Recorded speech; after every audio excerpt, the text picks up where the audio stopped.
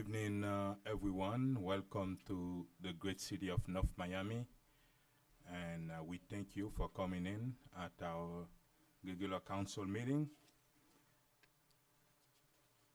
And we want to thank those of you watching us at channel 77 and on live stream.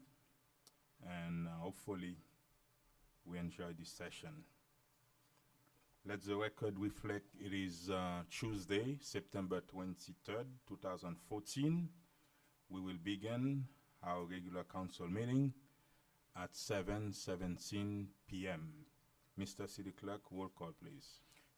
Mayor Bieneme, Here. Councilman Galvin, Here. Councilwoman Keys, Here. Councilwoman Steril. Mayor, we have a quorum. Thank you. Thank you very much. We're going to have our Pledge of Allegiance. It's going to be done by Leslie Gonzalez, and Student Government Association, Governmental Relation Director from Miami-Dade College North Campus, and followed by with the invocation by Pastor Barbara Boyce from New Life Ministries. I pledge allegiance to the flag of the United States of America and to the republic for which it stands, one nation, under God, indivisible, with liberty and justice for all. Our invocation.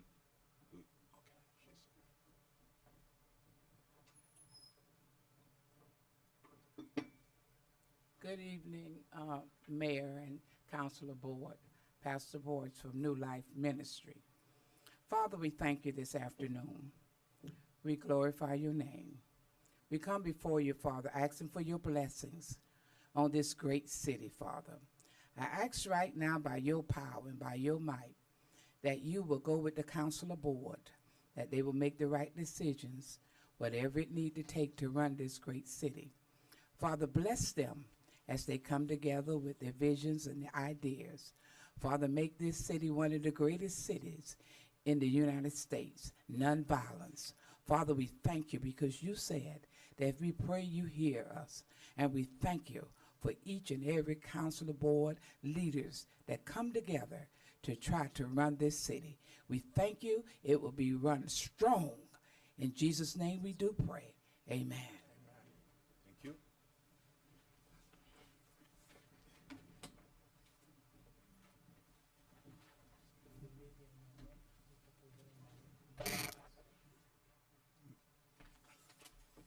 Mr. City Manager, is there any addition, deletion to the agenda? Yes, Mr. Mayor.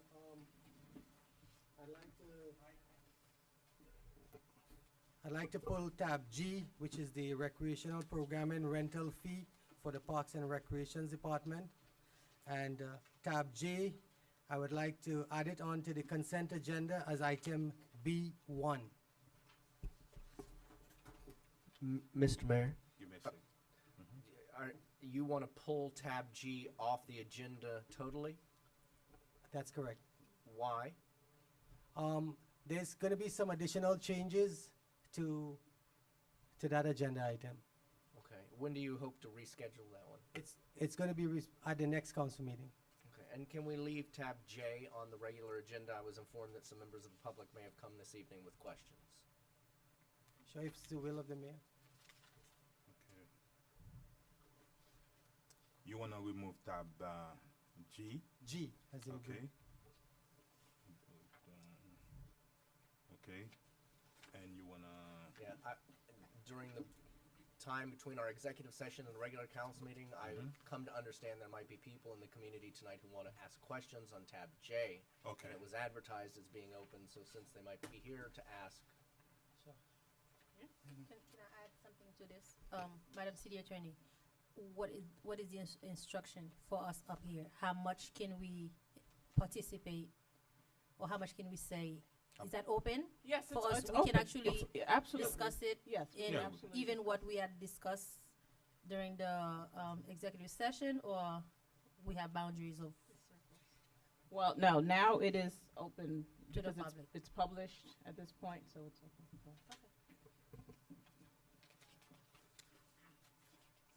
Okay.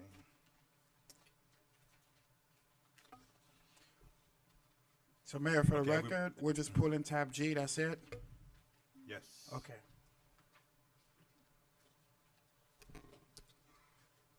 All right. Got it. Now we're gonna have a special presentation by Special presentation from Carlos Hernandez from Miami-Dade County concerning the consent decree with Miami-Dade WASA. Thank you. Mayor, city members, council members, and city manager. Thank you for having me here today. Thank you for giving me the opportunity to share this presentation with you. It's very important, and I want to say a couple things about your utility, because of all the utilities we manage about 15 utilities that we kind of have jurisdiction over, including WASA being number 16. And North Miami is probably one of the best managed utilities around, and that goes to a lot to say about the city manager and the folks under him in Public Works and utilities. So thank you for doing a great job, and I hope that you will continue in that endeavor and be motivated by the volume sewer customer ordinance that I'll briefly discuss.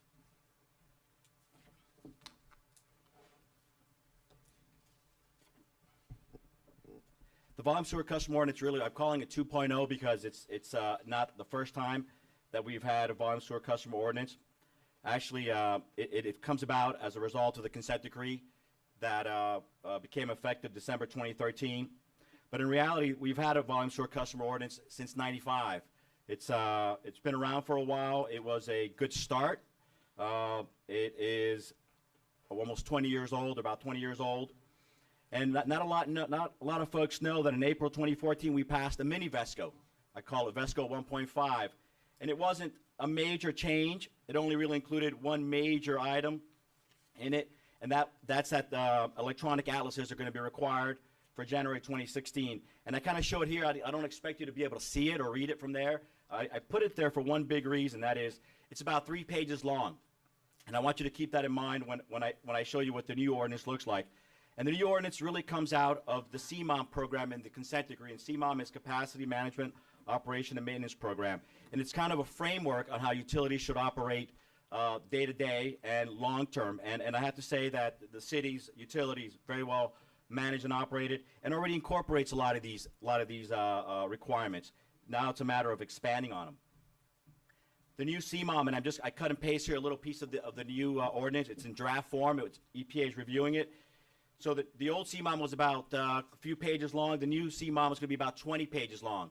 And it's not just long for the sake of it. It contains a lot of good information, and again, a serious framework of how to move forward. But the consent decree is not the only reason to implement a lot of these changes. What I see too often, and not so much in your city, but around the county, is that the sewer is kind of an hindrance to economic growth. And that's unfortunate that folks don't see that sanitary sewer is really kind of the backbone to economic growth and development.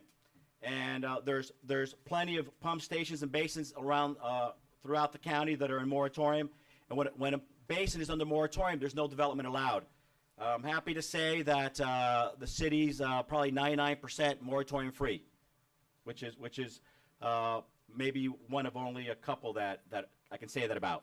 There's another ordinance that most people don't talk a lot about, and it's the sister ordinance to the VESCO. It follows it. The VESCO is 42.2, but there's an ordinance that passed earlier this year, 42.3, and I put a little snippet of it here because it's very important.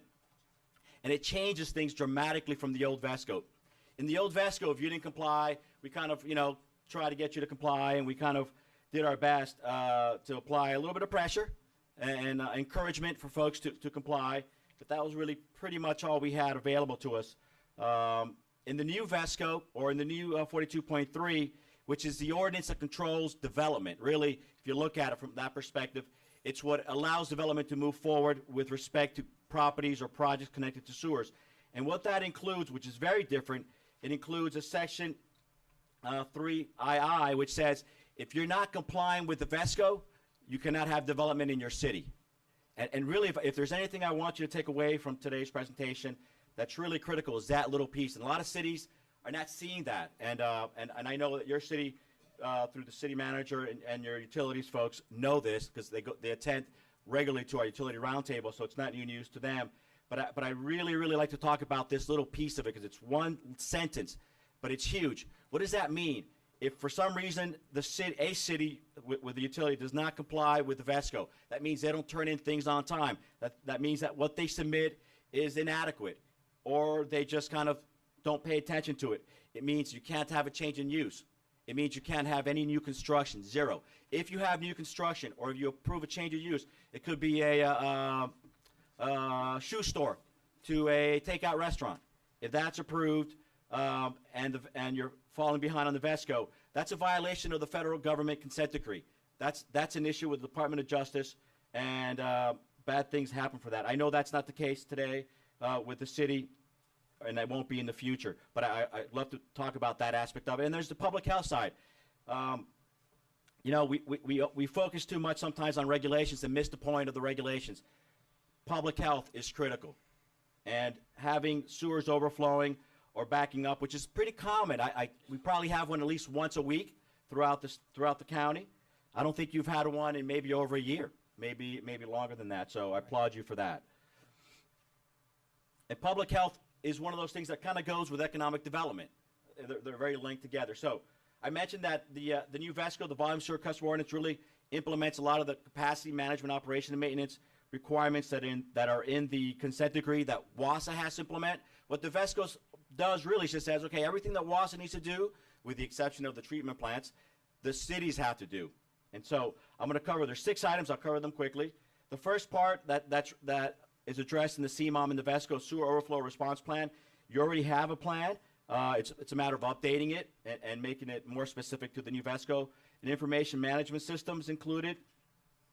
Asset management program. This is a key component of the VESCO.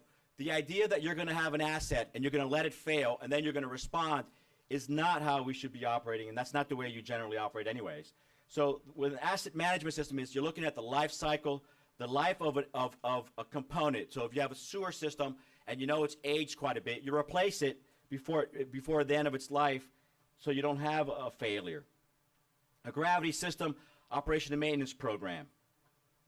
So a lot of these things are kind of looking forward, not just dealing with what's existing today, but how do I manage my system better so I address the future requirements as well. A pump station operation and preventive maintenance program, followed by a force main operation and maintenance program, including assessment and rehabilitation. So those are the components of the VESCO. And so what is the VESCO timeline, the VESCO 2.0? Right now, EPA is reviewing our draft ordinance.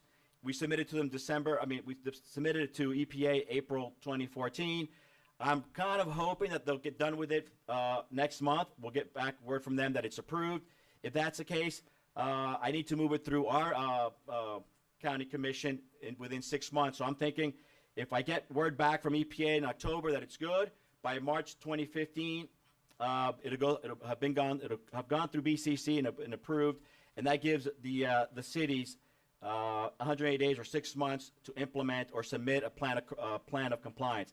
That plan of compliance is basically due in about a year from now. So the plan of compliance includes several items. I'm not going to go into all of them because it's a very lengthy thing, but basically if you look at the 6 components, the sewer overflow response plan, the IMS, AMS, the gravity system, the pump stations, the force mains, these are all the things that need to be addressed in the plan of compliance. It's very comprehensive. It includes a lot of things that you're already doing, and so it's a matter of expanding on what you're doing today.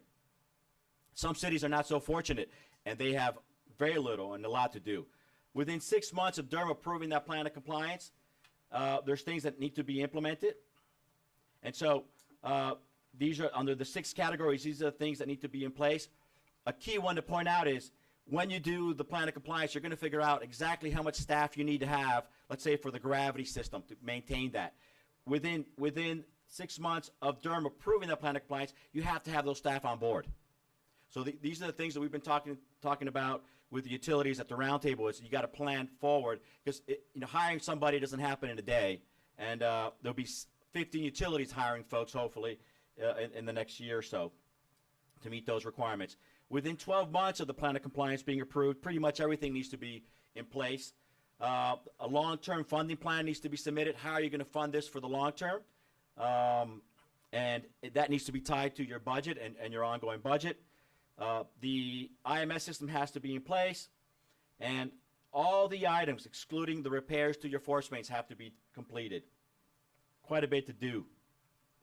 The last item on here, the 5 years from the plan of compliance being approved, is all force mains have to be repaired if they're found to be deficient.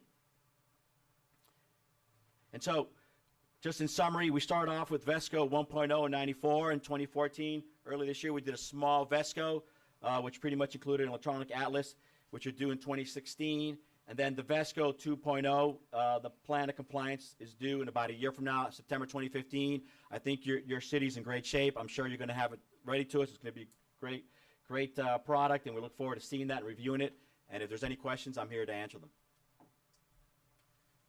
Thank you very much. Is there any question, Councilwoman Keys? Is there any Any action we have questions? to take on this? No, just a presentation. Presentation? Yeah. Well, there's no action, I guess, today. There's a lot of action behind the scenes that's being Right. done by the utility, and they're working. I'm sure they're working on it diligently to have that plan of compliance ready for us in a year. Thank you. I would like a little more information from staff, not this evening, but I would have liked a little background of your presentation, because I really was kind of caught off guard that we were doing this or what this is. So I would just like some type of explanation.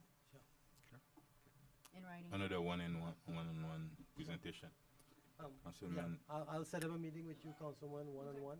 And it's all started with the consent decree, as Carlos Hernandez had referred to. And this consent decree has been issued to Miami-Dade since, Well, the effective day was December 2013. no, the original consent decree. Oh, 95, 94, 95. Thanks. Is there any issue that's gonna come before us in the future based Well, on we that already started. I presentation? think with this council, as he said, as Carlos has, I reiterated, we already started all the improvements to our force main system. We already started improvements to our sanitary sewer gravity system, which is all part of the program that he's outlined already. So we are ahead of the game There for are being in, requirements? That's for the being in agreement? compliance with the 2015 requirements. Councilman, Yeah. Thank you. no? Still? No question? Thank you very much. Thank you. Thank you. City events?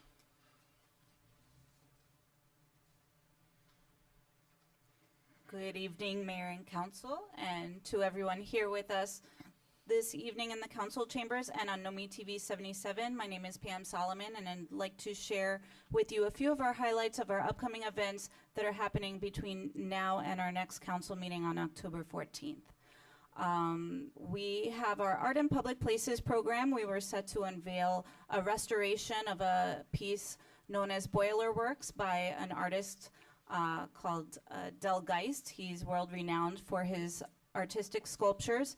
And that was to take place this evening. It has been postponed to this Thursday at 6 p.m. and it's been relocated to just in front of our Community Planning and Development building. And if you can, please join us this Thursday at 6 p.m. to unveil the restored Boiler Works piece. That evening, we also have our opening reception for the Museum of Contemporary Art North Miami's exhibition entitled Third Space, Inventing the Possible. The exhibition will be on view through November 2nd. Our opening reception is taking place Thursday, September 25th from 7 to 9 p.m. It is free with museum admission, and of course, North Miami residents always enjoy free admission to MoCA. For more information on the exhibition, visit mymoca.org for details. We also have Jazz at MoCA this Friday night, September 26th. The concert starts at 8 p.m. It's the longest running free outdoor jazz concert series here in South Florida. And we invite you to the last Friday of every month for Jazz at MoCA. MoCA's galleries will be open also Friday evening by donation from 7 to 10 p.m. Once again, more information on any of the programs at MoCA, visit mymoca.org. Taking a step back, on behalf of the Miami-Dade County Court System, they are hosting a town hall meeting here in the council chambers. It's their Community Connect meetings. That's this Thursday, also September 25th, from 6 to 8 p.m. They will have a panel of judges from the circuit court system of Miami-Dade County to host an educational town hall meeting on a variety of topics, including child support, juvenile delinquency, landlord-tenant issues, small claims, domestic violence, properties and traffic violations. For more information, you can visit www.jud11.flcourts.org. And the Community Connect is a town hall series of meetings that they hold throughout Miami-Dade County. So September 25th is the north area of the county town hall meeting. Moving forward, this Saturday, September 27th, Mocha Contemporary Dialogues is the new series of our art talks, and that will take place at 2 p.m. inside Mocha. Once again, this will feature an art conversation about the artists and the artwork that is part of the Third Space exhibit, and it aims at examining the ways different cultures view the roles of aesthetics and shape our thinking throughout our lives. So join us for that series as well. On behalf of the North Miami Public Library, just like to remind you that the library is closed for renovation currently. We do have a temporary annex location that is being worked on and should open to the public by mid-October. In the meantime, our library staff is available during our regular library hours of operations by phone at 305-891-5535 and through reciprocal borrowing, which is an agreement that we have with other municipal libraries and the Miami-Dade County Library System. All North Miami Library card holders are able to access the collections of those libraries. So our librarians on staff can direct you to the works that you need at the other libraries as well. So make sure you visit us on the web for library updates. A lot of our library programs are taking place at our park and recreation facilities and other facilities throughout North Miami. That's northmiamifl.gov/NoMi Library.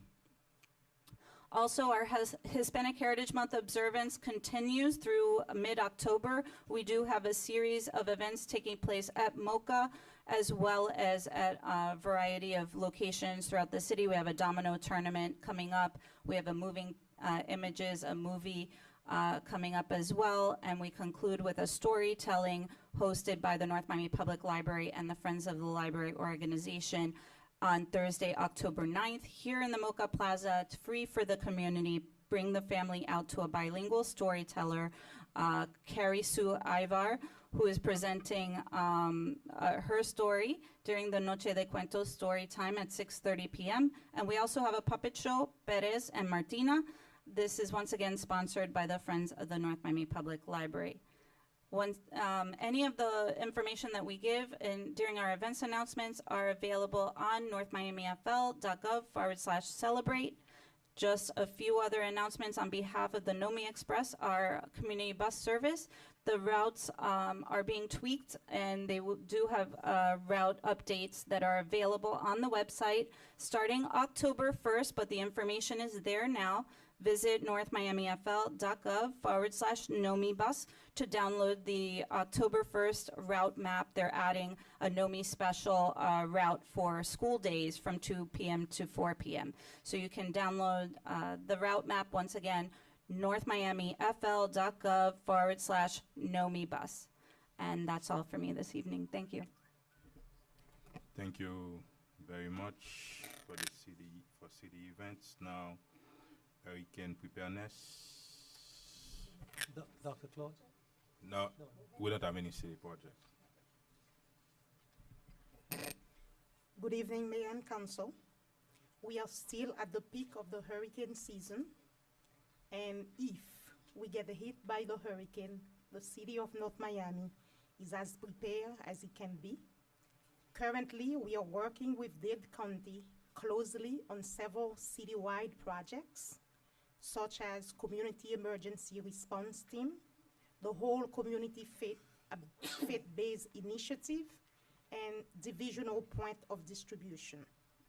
North Miami wants to encourage everyone who are unable to evacuate to a shelter on his or her own, anyone who requires specialized transportation assistance, and anyone whose medical needs may prevent him or her from evacuating to register with Miami-Dade County Emergency Evacuation by calling the 311. It's time to do it. When you do it at the hurricane, when hurricane is coming, it's difficult to accommodate. Now is the time, and we encourage anyone who have problem to evacuate on his or her own to call 311 and register. That's it. Thank you very much. Can I hear a motion on the consent agenda? So moved. Seconded. Second. Anyone wishes to record a no? Consent agenda is approved 4-0. For the record, motion was made by Councilman Galvin, seconded by Mayor Bieneme. Carol, who made the second? No, I heard him first, though. Oh. Yes, sir. That's why whenever there's two people, I always go with the first one. Okay, so tab C. I'm sorry. Sorry.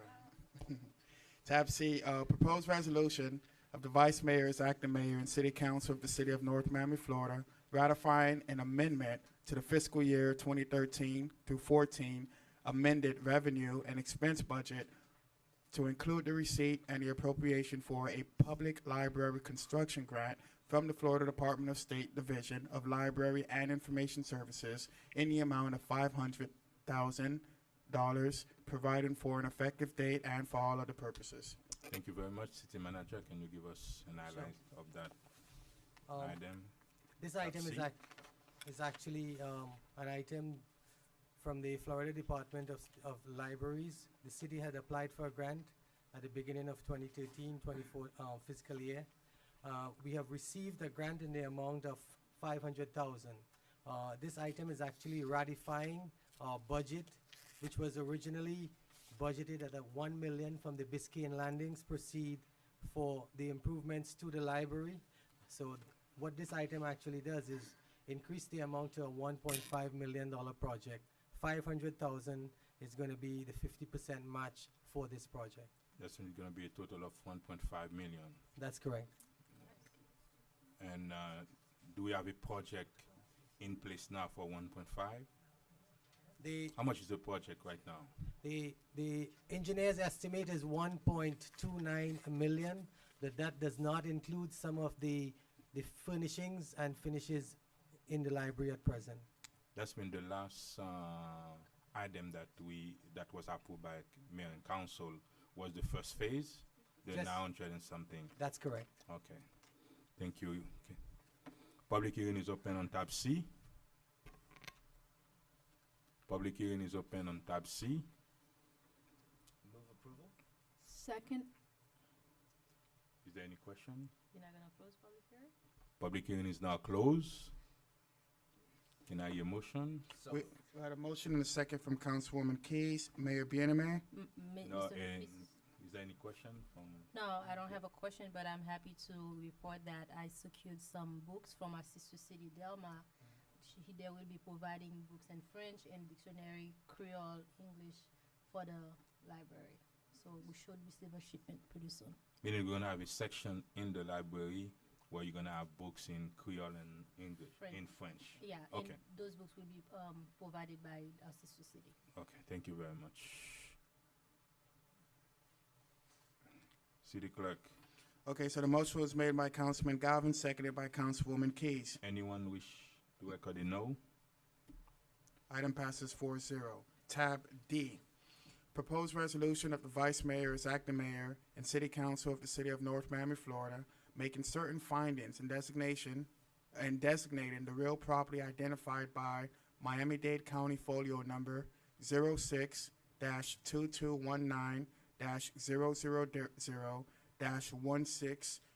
06-2219-000-1620 Rux Park site located at 13780 Northeast 5th Avenue, North Miami, Florida 33161, as further identified by the map in the attached Exhibit A as a brownfield area pursuant to Section 376.80 Florida statutes for the purpose of environmental rehabilitation, job creation, and promoting economic redevelopment, authorizing the city clerk to notify the Department of Environmental Protection and said designation, providing for an effective date and for all other purposes. The address is Works Park. Do you have the address? Can you say it? Or you read the address? Yeah, I read the address. Let me read it again. It's the Rux Park site located at 13780 Northeast 5th Avenue, North Miami, Florida, 33161. And Mr. To the city manager, can we hear from Sure. Tanya Sejour and Tanya? what There's it's a short about? Through the mayor, there's a short presentation by Mr. Goldstein as well on this item. Thank you. For the record, Tanya Wilson Sejour, Planning Manager with Community Planning and Development. This is just a request for designation of the Rocks Park site, a brownfield designation to open the site to opportunities for both state and federal resources. We have a consultant, Mr. Michael Goldstein, who's an environmental attorney, who's prepared to provide a presentation on the brownfield process and the actual designation for the board. Thank you. Thank you, Madam Director, and Mr. Mayor, council members. It's a pleasure to be here as your consultant. My name is Michael Goldstein. I'm the managing partner of the Goldstein Environmental Law Firm, and I am here to answer any questions that this council may have with respect to the pending designation. This, as you know, is a public hearing. It's the second public hearing on the designation, and this would be our third briefing with respect to the designation for this park, which may be the first of several designations that the city adopts for city-owned property as a way to limit exposure to environmental liability and mitigate the cost of environmental cleanup. In addition to providing these two important avenues for mitigating risk and cost, the designation would also provide a safe investment climate for private capital to also participate in the reuse and redevelopment and restoration of impacted sites that the city owns and or that exist within the city boundaries. Specifically, my understanding is that in addition to pursuing a conservation and recreation reuse of this property, which was formerly operated as a wastewater treatment plant and which caused the underlying contamination, there has been some discussion among planning staff about partial reuse of the property for workforce housing. And the designation would bring very significant incentives to bear for developers and end users who are considering partnering with the city to accomplish that additional end use, to provide for more and better housing and also to raise the tax base for the city. So having said that, and in light of the presentations previously made to this council, to the individual council members and to the Planning Commission, I'd be happy to entertain any further questions that you all might have. Thank you very much. We're going to open public hearing on that item, tab D. Public hearing is open on tab D. Public hearing is open on tab D. Public hearing is now closed on tab D. Can I hear motion? Move approval. Second. Do you have any question? No. Thank you very much. Thank you very much, sir. Thank you very Since much. we don't have any question about it, anyone wish to record a no on tab Z? Item passes 4-0. Tab E, proposed resolution of the Vice Mayor as acting mayor and City Council of the City of North Miami, Florida, approving the city administration's selection of the Family Ranch, Inc. to provide the labor, supervision, materials, equipment, tools, machinery, expertise, and other services necessary for comprehensive, I don't know what that word is, but equine management services at the Enchanted Forest, Elena Gordon Park Equestrian Center, in accordance with the terms, conditions, and specifications contained in the request for a proposal number 5-13-14A, and further authorizing the city manager to execute an agreement with the Family Ranch, Inc. in substantially the attached form for the provision of services, providing for an effective date and for all of the purposes. And tab E, I would like to table that item, but I don't know if since and maybe a lot of people in the audience would like to talk on the issue. That's why I'm gonna open public hearing on the item. And tab Mr. Mayor, thank you very much. Okay. My name is Frank Woland, and I'm here on behalf of Enchanted Stables with some other people who would like to speak, and thank you for giving us that opportunity. I have a sense of history with Mrs. Chance, who for 40 years raised a lot of children at that place in the park. If you had kids, or if you didn't, that was a destination, and I wish I had enough time to tell you how my 11-year-old kid got a job there and how it helped him to grow and be responsible. When Mrs. Chance left, I thought, here's an opportunity to do something really special for the kids in our city. Here's an opportunity to expose kids to ponies and horses and gardening and chickens, and let your average kid learn how to ride a horse or how to wash a horse or anything about horses, and have field trips with churches and schools, and open the stable up to the whole community. So I called some people I know who are foster parents, some police officers who I knew were interested, Mr. Rios, who's here, who's a high school teacher who does horse therapy for troubled kids, and I formed a not-for-profit. And I'm disappointed to tell you that the proposal that we made is not in your packet tonight. That proposal is not in your packet. The proposal that is in your packet is a proposal, it's kind of like for a private club. It's a for-profit, and it takes something that could be an incredible resource for the people of North Miami and makes it like something that's going to be good for a few people. Someone who lives nearby, who's got a bunch of horses, who can board them there. So respectfully, I would like you to table this or to send it back to staff and have them rewrite the proposal so that the city can have something special at that very special place, or reconsider their decision, because you could have so much here, and I hope you will take advantage of that. Thank you so much. Thank you, Mayor. Thank you, Council. Public hearing still open on tab E.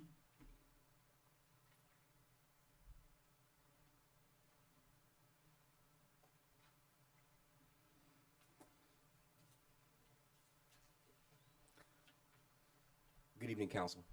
Good evening. I humbly stand before you today. Well, first let me introduce myself. My name is Albert Stephen Rios. I teach for the Health Science Medical Magnet at North Miami Senior High. I am responsible for mentoring students to become healthcare professionals in our community, and I teach prerequisite courses such as EKG and directed study. Enough about me. I'll tell you that I had the privilege of boarding and training horses at the Enchanted Stables, at the park. And what happened was we had a situation within our family. And I'll tell you how much it blessed us. I was introduced to equine therapy. I almost lost my son at a point where he had been through some things in his life, and my son had been abused and by his mother. And he almost got to the point of shutting down. But I was in the process of training horses, and the therapist, who was a Christian counselor, sent me articles and said, "Do you realize how special this is?" And it's a hard thing to talk about, but my son is here and he can attest to it. We're talking about people who are wounded warriors. We're talking about people who are suffering from autism that we can't treat. This is something that will definitely benefit the community. And not only will it benefit the community, we can provide it to the kids that needed it most, that will otherwise not be able to afford such care. There are about 3 centers, one non-for-profit, others are private, and they're very expensive. I'm partnering with Enchanted Stables Incorporated so that we can bring this to our great city and we can provide it for our students, our children. And so I'd ask that you humbly reconsider and allow us to provide the details for a great equine therapy program, not just for children, but for adults who've been battered, but for people who have come back and served our country in war.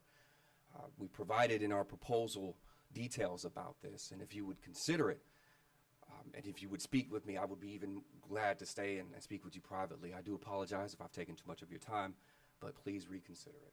Thank you. Thank you very much. Public hearing is open on tab E.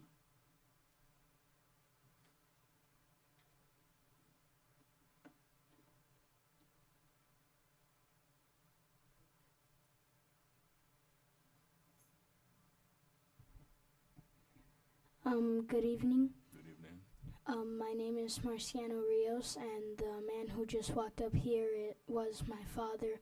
And what I want to talk about the Enchanted Forest is the Enchanted Forest stables. It's a powerful thing, because when I went there, there used to be this one horse that I would have a connection with, and me and him would like bond. I couldn't ride any other horse, and if I did and I didn't know how to ride it, or he would get upset. And it's, you know, it's a powerful thing. It can help, like my dad said, wounded soldiers. For disabled kids, it can help them too, because I've seen a lot of movies and about the kids who are disabled, and they have a lot of hard times as they're going through their lives, and I just want to bring it back to life, because I think it's a very special thing to have a bond with a horse. You know, it's just amazing, and if you come there too, you'll see how special it is. If you know, there's nothing more that I could say. I just I want agree with you. You don't have to say anymore. They're sold. So, like I said, I'm sorry if I took up most of your time. I'm gonna leave now, but, you know, I just want to bring it back to life, because when I was there, I realized how powerful it was, and it has helped me throughout my life to become the child that I am today. Thank you.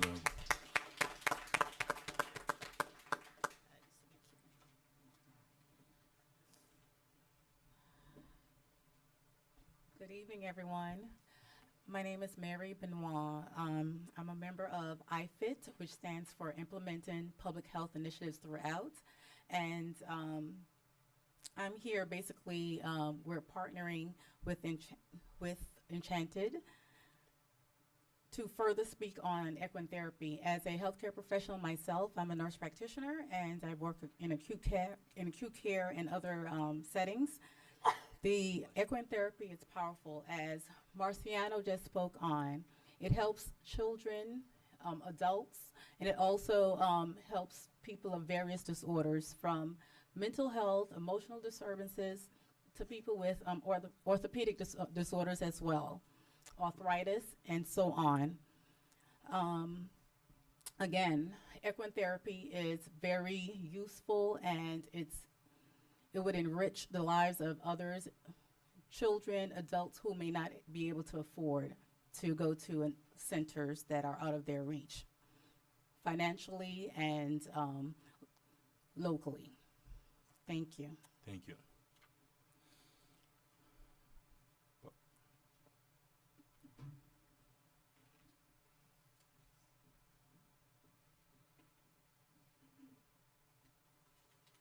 Hi, how are you? My name is Giselle Balomo, and I was a volunteer at Enchanted Forest with the horses.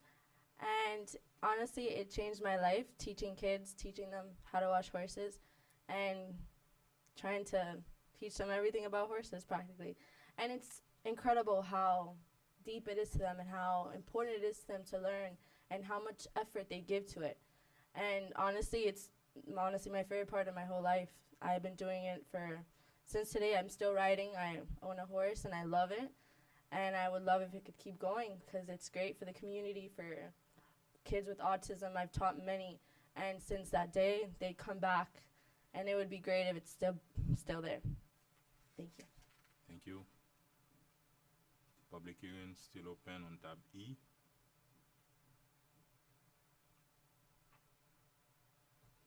Hi, my name is Anushka Joseph, and I didn't know anything about this until just I heard the little boy speaking. And it just brings back memories when I go to the park. I'm just a regular person who just goes, citizen that just go to that park. And I get the chance to watch other disabled kids or adults that go. Sometimes they play the guitar, the drums, and so forth. It's just nice to hear them. And I myself could remember how I would look at the horses and I would wish I could just have a barn and ride on them, but I know that it's not in my reach. So I'm sure there's many other people who feel the way that I do and who'd benefit from this also. Thank you. Thank you.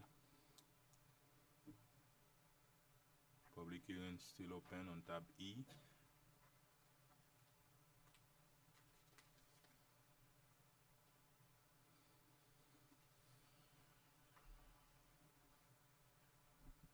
Hi, my name is Raymond Gay, and I was a volunteer at Enchanted Stables. And since the first day I went there, I learned so much about horses. And I've been there for I remember going there as a little kid and riding ponies. And it was a fun place for me because when I started volunteering there, I used to keep to myself. And then I started to get more social, and it was a fun place for me. And when I saw it got shut down, I was sad. All the horses left. Now, I really want it to open back up, because I see when I used to do horseback, I used to see the smiles on kids' faces when they come, when they see the horses, when they fed the horses carrots and everything. It was it made my day, and I would love to see it happen again. Thank you. Public hearing still open on tab E. Public hearing is open on tab E. Public hearing is now closed on tab E. I don't know, any comments, questions? My question for staff, first off, is what's going on here? We have a bid that was put out and a proposal before us this evening from one company, but representatives from another nonprofit coming forward. Do you have any insight for us? Yes, actually, we did put out a bid for the service, and as part of the documents that we submitted, two companies responded. One of them, which is a nonprofit, was found non-responsive, and the other, who was responsive, was the Family Ranch. Tonight, what I'm bringing before you is recommendation to award to the Family Ranch who met the requirements of the RFP and was responsive on the bid. Go ahead. Thank you, Mr. Mayor. Why was Enchanted Stables deemed unresponsive? I'd like to call up the Jennifer Wademaya, purchasing agent. Good afternoon, Mayor and Council. Enchanted Stables was deemed as non-responsive due to non-acknowledgement of the addendum. In layman's language? Basically, they didn't check off a mandatory box in their proposal that acknowledged an addendum that we issued, and that is a mandatory grounds requirement. for being non-responsive. So there was walk me back on the timeline, if you will, a little bit, and tell me how things transpired. I mean, failure to check a box. Basically, an RFP was issued for these services, and it was advertised on June 2nd. That RFP was canceled due to there was a discrepancy in the pre-proposal conference. There was some issues with the dates and the locations. It then went back out. It was re-advertised on the 30th, and that that is how we June? came to June the 30th? June 30th, excuse me. That's when we received two proposals, one from Enchanted Stables and the other from Family Ranch. How long does it stay open? Excuse me? How long does it stay open? The RFP stay open? Can't hear you. How How long long was the does- RFP on the street? 21 days. Okay. And so in that 21-day period, 2 organizations returned their paperwork. Correct. One had every box checked and one left one box unchecked. Correct. Also,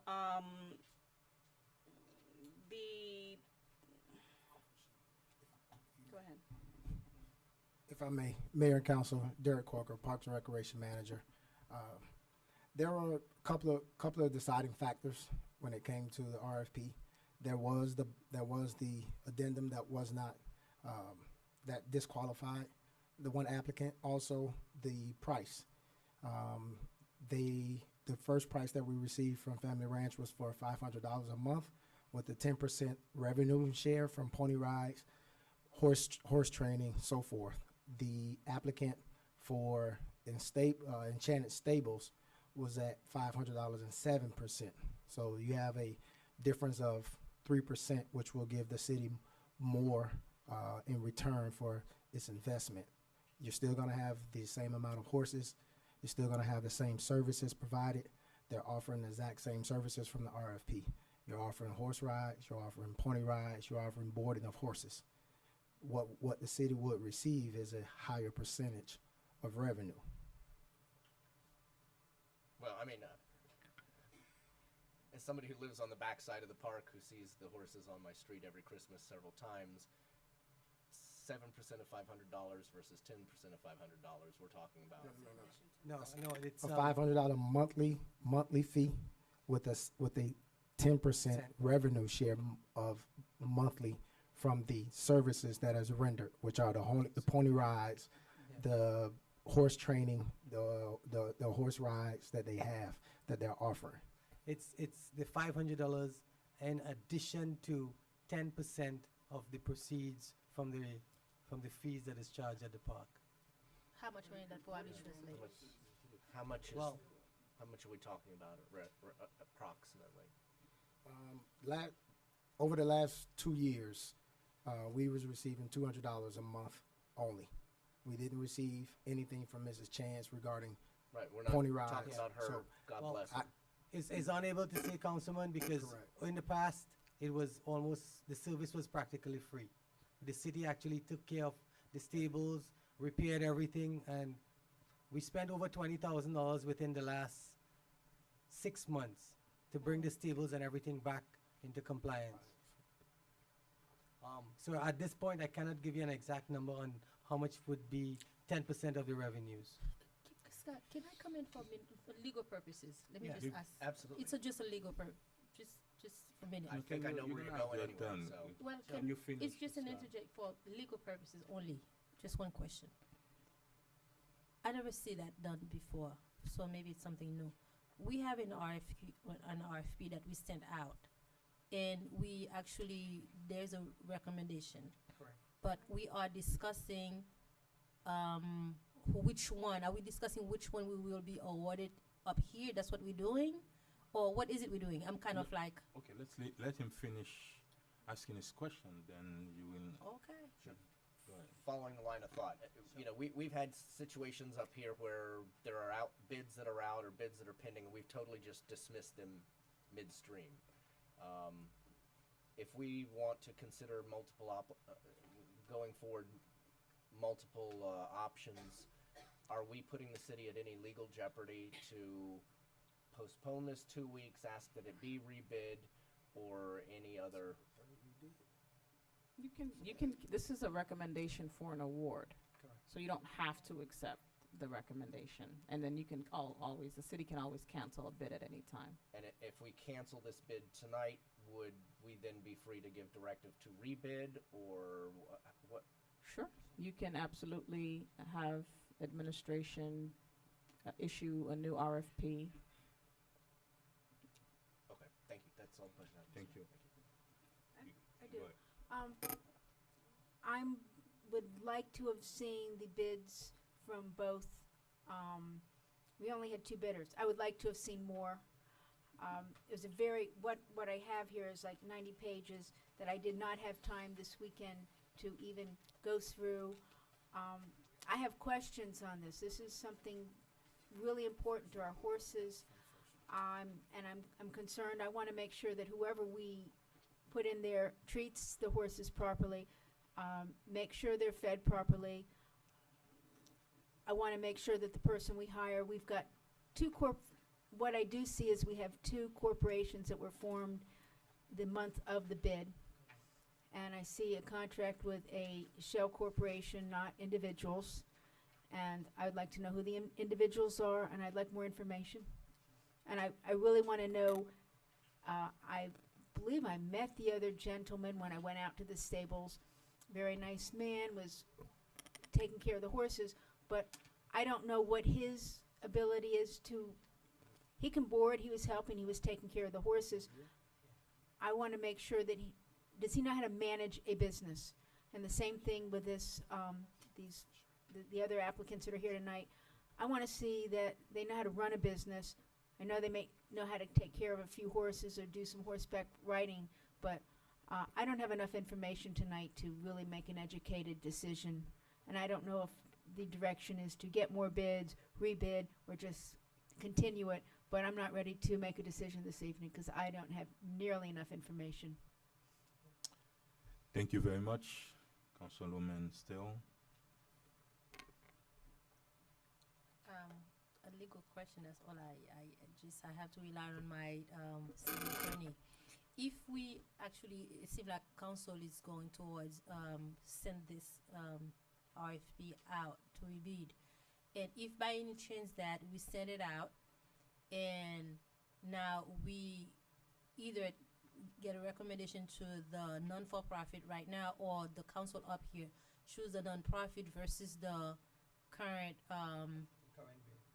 bid, are we setting ourselves up to be sued, or what is it legally that we're dealing with right now? So it sounds like you're asking me 2 questions. You can make it 4 if you wish, as long as you answer. Well, because they're kind of different. So the first question you asked is whether we can cancel or whether you cannot accept the recommendation. Well, I know that we can. You cannot accept the recommendation. The second question is whether you can choose the non-responsive bidder over the responsive bidder. I would recommend against that, but you certainly have the option to do that. Because then we may have an issue with the responsive bidder in terms of a protest. The third question, I believe, is whether you can rebid it, and you certainly have the option of rebidding it. So, okay. I'm good. Answer? Yeah, I'm good. Thank you. Yeah, thank you. And I don't think tonight we can question the recommendation of staff. 2 organizations present the request, and 1 was rewarded. The question we can ask ourselves tonight, it's whether or not we're gonna go with the recommendation, or since the other company, it's a part of the community. It's people that lives in the community and they feel like they can take care of the park. Now we're gonna see how we're gonna address the issue. I don't think we can question your recommendation and everything. 2 people submit a bid and you feel like 1 was incomplete, 1 was complete, and you make your recommendation, and we're okay with that. Yeah, it's just actually, Mr. Mayor, is not a correction. It's not taking care of the park, but is actually providing a service, which is providing the horse and the ponies for ride. Again, this bid, the city is actually gaining financially. No, we understand your recommendation. For me, everything is fine. The only concern we have a group of people from the community, from the city of North Miami, who would like to take in care of the park and make a proposal and in order to provide service to the residents of the city. And what I would like to do is table the item, and maybe we can have a one-on-one meeting with each council members and see what will be the best way of solving the issue. And I make a motion to table the item. Second Completely. Personally, I rely on the city attorney to give me the legal ways to solve the problem. Whatever that you recommend, I'm for it. So we have a motion to table on the floor and a second. The mayor made the motion to table. and- Councilman Scott Galvin, question. Thank you, Mr. Mayor. Just a couple of quick questions. Is the Family Ranch representatives, are they here tonight? Not that I'm aware of. It's sort of telling to me that they're up for a contract and they're not in a room. Secondarily, I'd just like to recommend that when we come back, we need to have a little bit better idea of how much money this contract is worth. 10%, 7%. I get it. It's better than nothing because Shirley, God bless you, Shirley. She's an institution. She did so much. But what are we talking about? 7% of what? 10% of what?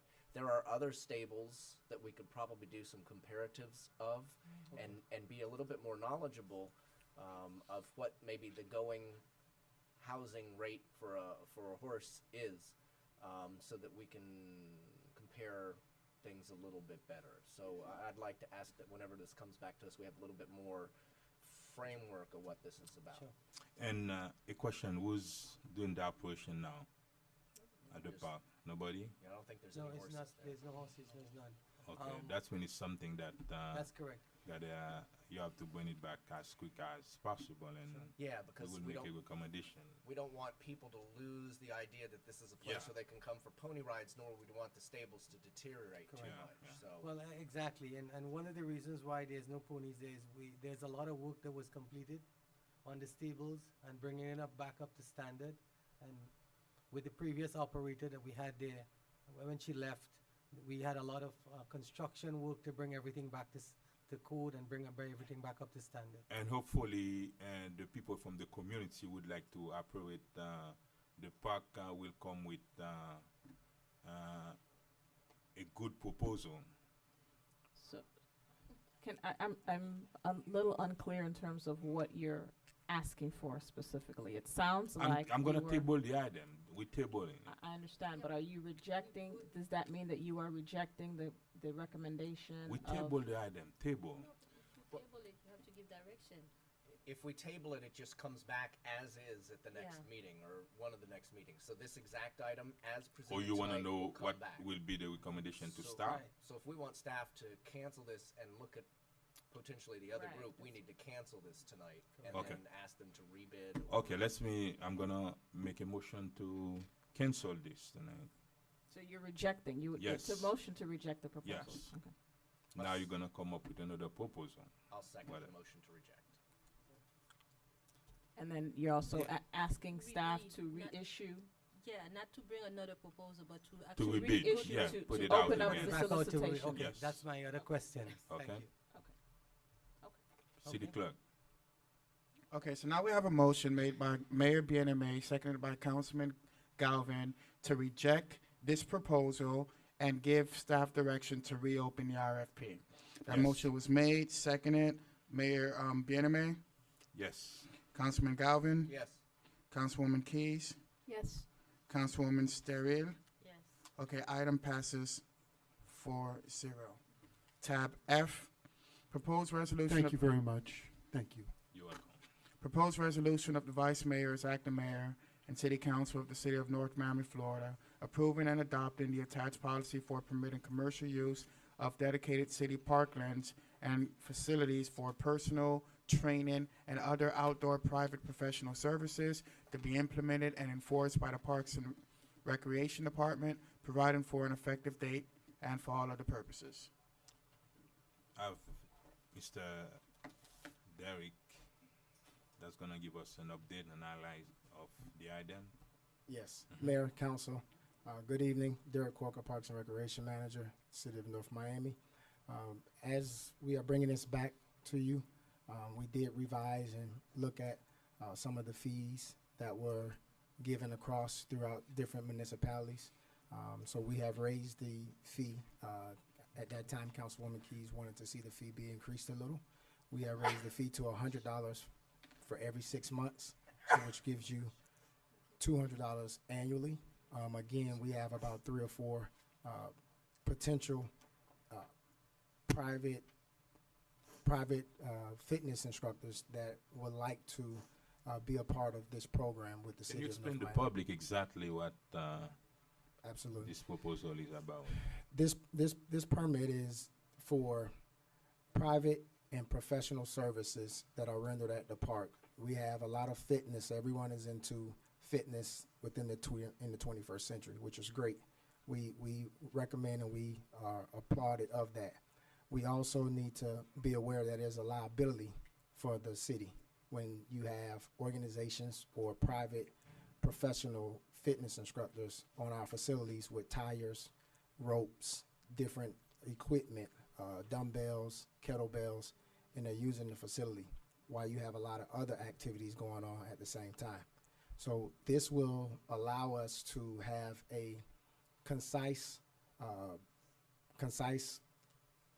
understanding of who's on the park at that time. We will be issuing a permit card. They will also be providing insurance to the city with the city as an additional shareholder, and this will give my staff an opportunity to enforce the rules and regulations. We encourage that people come out and use the facilities. We just want to encourage them to do it the right way.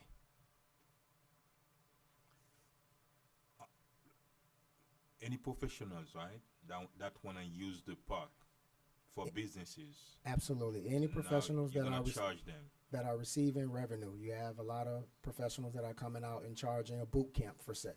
Okay. They have a boot camp. They have 20 participants that come out. They're charging $10 a person. So they're making, anywhere from $400 to $1,000 an hour. And they're using our facilities, which we are liable for if anything was to happen to one of those participants out there.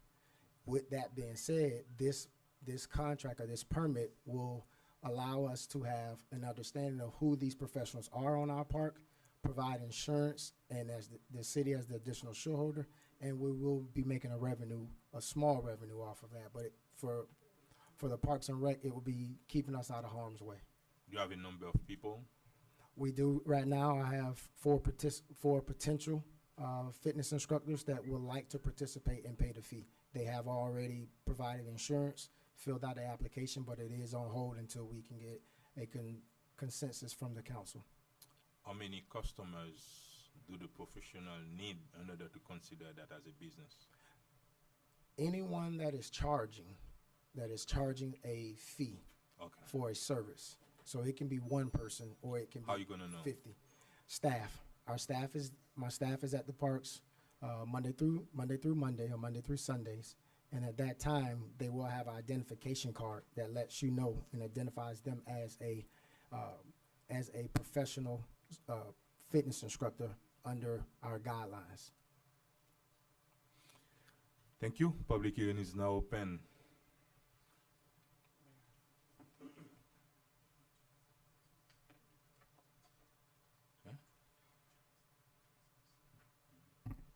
Richard Ennis, 130 Northeast 10th Avenue. You were just worried about 3% difference on some revenue. This sounds like a whole lot of liability for nothing. You're really putting yourself out there. There's no guarantee whether these people present insurance that the city's not going to be liable for somebody getting injured. And to make $200 a year off of somebody that's going to make $20,000, $30,000, $40,000 in training people is crazy. You should just not be allowing them to do this at the park. They shouldn't be able to run a business on the city's property. It's absurd. You're leaving yourself totally open for extreme liability. I don't care. You're going to look for. Are they going to have to provide you $1 million umbrella policy? And what if they don't pay their premium that month and then somebody gets hurt? They're going to sue us and we're going to lose. This is crazy. Just have the staff at that work at the park stop people from running businesses on city property. They know who they are. If they're out there and they see them with a group of people and bringing tires and other material, they shouldn't be allowed to bring it on public property, and just stop them from doing it. It's too much liability and not enough revenue to be even thinking about it. But we also need to understand parks is made for people. Okay. We don't want to have some empty parks at the city also. Frank Woland, 12865 West Dixie Highway. You're right, Mayor, parks are for people. And I used to, years ago when I was on a fitness craze, go to Miami Beach and meet at a city park and do a boot camp there. In fact, they had boot camps at a number of parks where a group of people would go and an exercise instructor would be there telling you what to do. Last month I was in New York City. I went to Central Park. I went to my daughter's graduation from law school. We walk into Central Park. What's going on in Central Park? There are groups of people with trainers, you know, exercising them, running them, doing all this stuff in Central Park in New York City. Why shouldn't we have people in our own parks enjoying them, and that much better if they have someone professional to help them and encourage them and teach them what to do? So I encourage the city to make it as easy as possible for professionals to bring city residents or people who are not residents into our city and have them use and enjoy our parks. And I'm sure the city attorney can draft a really comprehensive release if that's what we want people to sign. And, you know, I think insurance is even maybe a bit much, but people should be encouraged to use the parks, and we shouldn't be doing anything except things that will invite the people into the parks. Right, Mr. Manager? There. Thank you. Public hearing still open on tab F.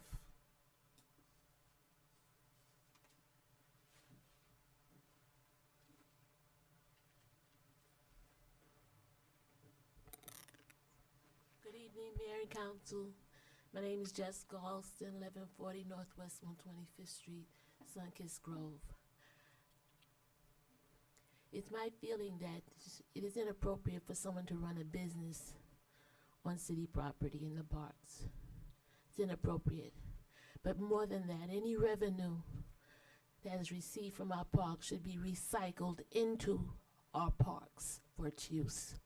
So I would like to see that any revenue that is associated with athletic activities in the city of North Miami be recycled back into the athletic facilities in the city of North Miami. One example being we need a walk in the Pepper Park. There's many things we need that are not there, and we need funding for that. These funds should be recycled back into athletic activities in our parks. Thank you. Public hearing is open on tab F. Public hearing is open on tab F. Public hearing is now closed. Can I hear a motion?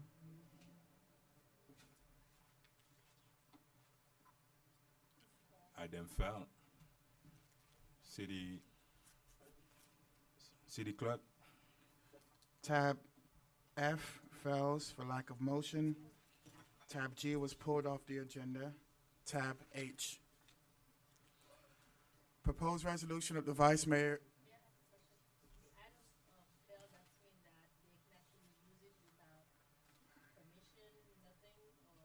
It stays status quo. I don't know. Status quo. It stays the same. What it is now? The same procedures that is happening, which is anybody can use the park. They could come in and use it as That's not what it is. The park is made for the people. That's what it is. They can use the parks. We need people at the parks. We don't want to have an empty space and spend money, lights, and everything. We don't have enough people at our parks. Understood. But we can't subsidize businesses. Exactly. We They're know not that. paying business tax receipts. They're not Exactly. paying We're gonna tell taxes. them no. So if there's a sea of people out there using our parks for private profit, let our parks department start those Exactly. programs Take care and of that. collect a fee and Correct. run them Exactly. in our parks. I want You don't people need a using them, resolution for but, that. But yeah, we're not. We're no more granting blanket authority to use parks for free than we are saying, well, you could just come on into City Hall. There's an office space over there, and just go start a business, and there's your office because, well, there's no rule that says you can't. We're not granting the authority for groups to use us, period. May I finish now? Sure. Sorry. But if we don't regulate it, we actually have nothing. Because right now, if tomorrow you see me with an instructor or group of people, you can't charge them a fee. You can't do anything because you have no regulation in place. We have Correct? regulation in place. What We does have a it say? parking lot in the back. Can I go over there and build a home over there? We're not talking about. We're talking That's about. the same thing. No. If you use the park for businesses, I'm pretty much sure we have law and regulation Okay, what is it? that's prevent that. Huh? Okay, so the question is whether we can stop people from using the parks For for businesses. businesses as instructors. Yeah. There is currently nothing in our code that prevents us from saying to someone, hey, you cannot have your 5 trainees there and you train them. Okay, we're giving you for direction boot tonight to camp. not allow that. Okay. Okay. Don't allow that. We don't want our parks being used as for-profit businesses. And that's it. If you want to reconsider it, from my standpoint, if you want to reconsider and come back with something different, this was laughable tonight. $50 for 6 months? Don't insult me. Like that. If there is so much money to be made with these exercise classes, our city needs money. Start the exercise classes, charge a fee like we do our swimming programs and everything else, and make some money. Don't let a private person who's not going to be upfront with us about how much they made, who $10 per lesson, they're not charging $10 per lesson. They're charging $50 per So lesson. what I'm hearing tonight is that we're not ready to vote on it, not because that we want to open it for anything and everything. I'm making a motion to table this item until that council meet with staff and have a better Finish with understanding. that item. It's fair. No, but I'm making a motion right now. For what? What is the motion? What would be my motion, Madam City Attorney? It died tonight. It If you died. guys want to come back with something else first, yeah, we can exactly. But it sounds like the Okay. councilwoman is making a separate motion. Yes, That's something separate. That's Okay.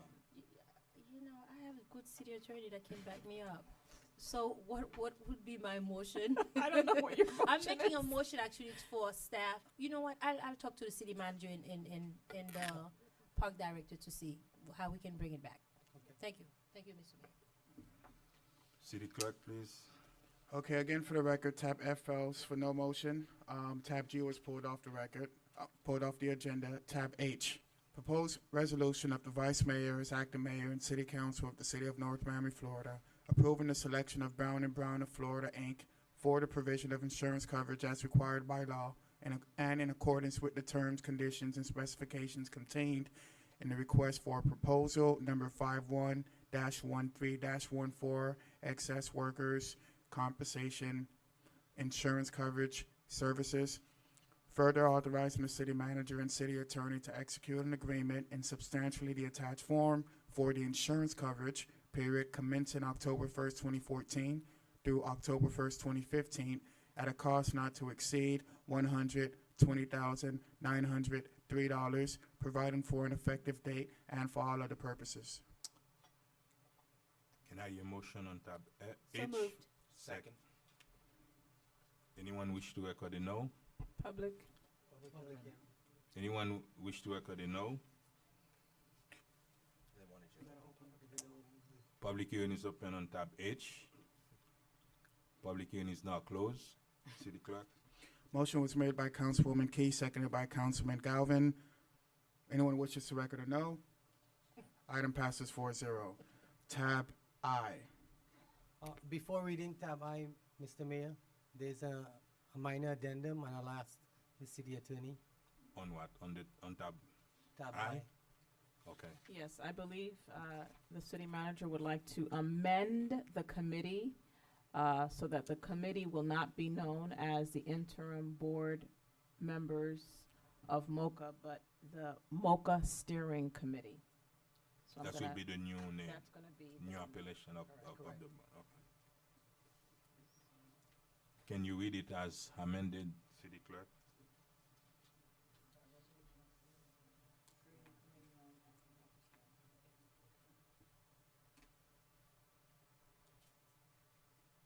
All right. Tab I. Proposed resolution of the Vice Mayor's acting mayor and City Council of the City of North Miami, Florida, creating a committee known as the MOCA Steering Committee to support the transition and new direction of the Museum of Contemporary Art in North Miami, MOCA, North Miami, pursuant to the pending finalization of a settlement agreement in the case styled as Museum of Contemporary Art, Inc. versus City of North Miami, at L, providing for an effective date and for all other purposes. Thank You you. got it? Tab. Yeah. Can I have, That's tab I. no update, no anything highlight Updates, of what I'm it asking, is? all I'm requesting is that we pass this ordinance. Basically, what we're looking at, due to the mediation, and we can't talk much about right now, that is in between the city and the board, the original board of MOCA. We are trying to put this committee together in order for us to tap into a lot of grant opportunities that is out there at the state, at the county, so we could continue to operate the museum. Public hearing is open on tab I.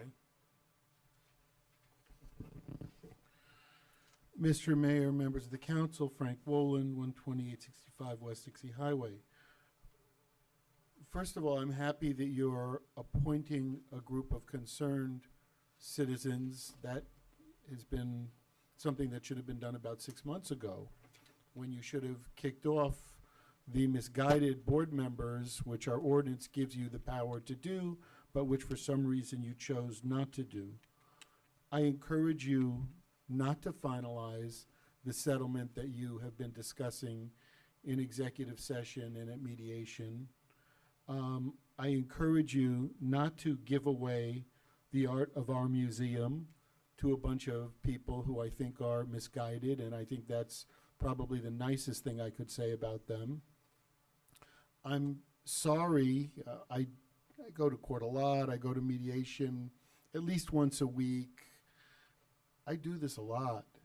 And frankly, the policy of keeping discussions at mediation confidential doesn't, in my opinion, prohibit this city council from at some point making a decision that you're going to have a public discussion and a public hearing about what you propose to do and how you propose to settle the mediation. And that is something that you do have the power to agree to and the power to say to the mediator on the other side, listen, we just don't feel comfortable doing this behind closed doors. We want to have a public hearing. If that doesn't work for you, you don't have to sign it. You don't have to agree. You don't have to do this. I think you all owe a duty to the public to bring this into the sunshine. I understand it's litigation. I understand what executive session is. It'll all be public once it's settled or once the litigation is over anyway. So, you know, I support Babacar 100%. I'm glad that staff is moving our museum forward. But please, don't be so quick to rush into a settlement that you don't have to do. And some people, you know, may be stronger or weaker. There's different opinions. There's lots of different ways to get different opinions. Please do not rush into this. Thank you.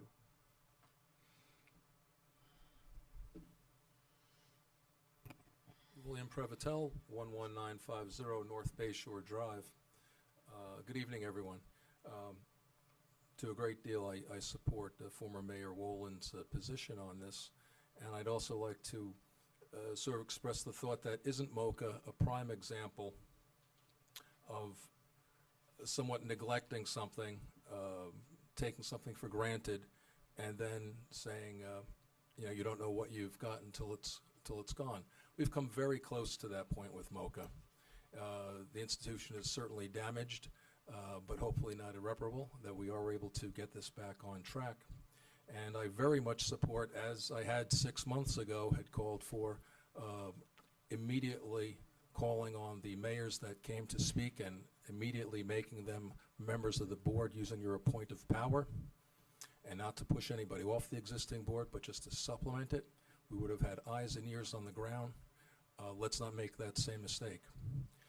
Very much support having the steering committee. I really hope that the steering committee will have insights in many ways with museum, and not just limited to the collection and events, but also limited to the physical property. Right now, a separate committee in our city is making motions to, in effect, possibly develop our immediate plaza area. Well, developing the area of Mocha Plaza, the Mocha Cafe, and that would really just create an alleyway. If we start to develop that site, you've now compromised permanently the Mocha Plaza and your view and your corridor. And what we really need to do with this new steering committee and the new board is to see that we have higher aspirations for Mocha, that we want to reestablish its reputation, but we also want to have a future. We want to be able to build the museum, build the physical infrastructure, make it as logical as possible, increase the public space out front, make it a better amenity for the people of the city of North Miami, and I fully support the interim steering committee. Thank you. Thank you. Public hearing still open. Public hearing is still open. Public hearing is now closed. Can I get a motion? Second. Mr. Mayor, if I might ask a question. Go ahead. Who just The- made As amended tonight, is this the new board of directors for MoCA? No, Is this an interim board of directors for MoCA? it's a committee. So it's strictly and only a steering committee whose purpose is to find a new board for MoCA? No, Steering committee for what purpose? the steering committee is, as the manager mentioned, is to help fundraise, help be ambassadors for during the transition, to help be perhaps in any way to fundraise for all of the aspects that MoCA needs to move forward. So primarily it would be to, and then also if MoCA is interested in pursuing grants, that would also assist in securing grants for MoCA moving If I forward. might, through you, Mr. Mayor, to the manager, how long do you envision this steering committee serving? Well, I believe it's going to be in place as long as the litigation is in process. Until we have a final settlement. Correct. And then the council, under your current ordinance, there is a vehicle by which you would appoint board members. And so through that ordinance, that's when that would be triggered. Okay, so this, if the mediation lasts another 6 months, they'll serve as the steering committee for 6 months so that you at least have some governing body to be able to apply for grants. Some governing body for applying for grants and also do fundraising on behalf of MoCA. But if you sign a settlement, if a settlement is reached next week, we could theoretically be back here in 2 weeks choosing new MoCA board members. Right, board members for MoCA. Okay. Which may or may not be the same people. That certainly would be up to the council. Okay. I don't think I have any other questions, Mr. Mayor. Okay. I have a couple questions. I am in support of, nominating a committee this evening. At the bottom, it says the Board of Trustee members, that this interim committee would become Board of Trustee members when the situation is resolved. We have spoken about that. I want to be perfectly clear, because we have in whereas that the interim board members will become Board of Trustee members pursuant to 2.61. I don't know if you sent it. If you did, I did not have time to look at it. I just want to make sure that whoever we put on the interim committee, it's not an interim committee, the committee this evening is not automatically a Board of Trustee, because I want to make sure that we have time to vet the trustees, meet with them, and as council people who are going to be appointing them have the final say. Okay, so I'm, correct. I'm okay with an initial committee, but I don't want them just automatically being board Right, members. so as I just mentioned, that there's currently an ordinance, right, that outlines how board members are selected and appointed by the council. And so when I mentioned section 2-61 of the code, it references that, that code section. And so you have to go through that process, you understand, if that makes sense. Thank Okay. But what she said, the last sentence of that resolution said that board members, they become members of the trustee members when the situation is resolved. Well, That's that when they would be, automatically well, it's gonna not be- automatic. It's still, you still have to, that's why I said to go in accordance with section, in accordance with 2-section 61 of the code. So if it's the council's pleasure to have these board members have these committee members, excuse me, be the board members, then you still have to comply with the code, 2-61 of the code. Yeah, but that resolution, the last sentence said otherwise. No. It's like he said automatically they're gonna become board of trustee members when the situation is resolved. If that is the will of the council. If that's not the will of the council, then You that's said not that, but that's what he said here. Mr. Mayor, what you're looking at is not the resolution, it's the recommendation, which Okay. I have problems with, but that's not really what we're voting on, I believe. We're voting on a resolution. We're not voting on the recommendation. Okay. It's the resolution. Just the board. Because I have a problem with the recommendation, but Huh? that's really not what we're It's the Voting resolution. only on the board members. On the resolution for the board members. Board members For the only. committee, for the Okay. steering committee. Okay. So, Mr. Mayor, may I? Mhm. Thank you. Am I correct in my assumption that your recommendation tonight to change the verbiage to steering committee removes recommendations Okay. of board of So, trustees or board of yeah. directors or? So let's go through the resolution, because what you are voting on is a resolution. The resolution always said that this is a committee. It never said that this is a board. Okay, so if you look at the first paragraph of the resolution, it says interim board members of MoCA.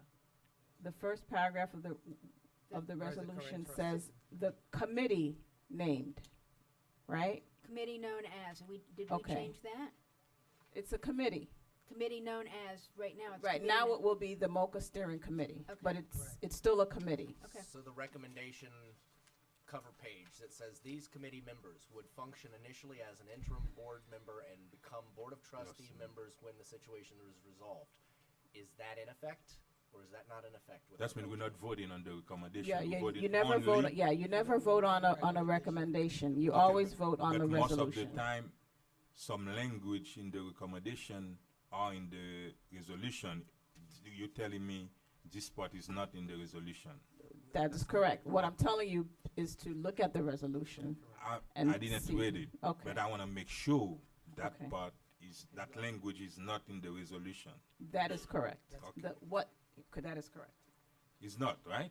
Well, That is correct. But you've changed it because at top in bold, you're changing to MoCA steering, and at the very bottom of page 1, you're changing that to, it's not named interim board, it's called MoCA steering. You've changed that on the resolution.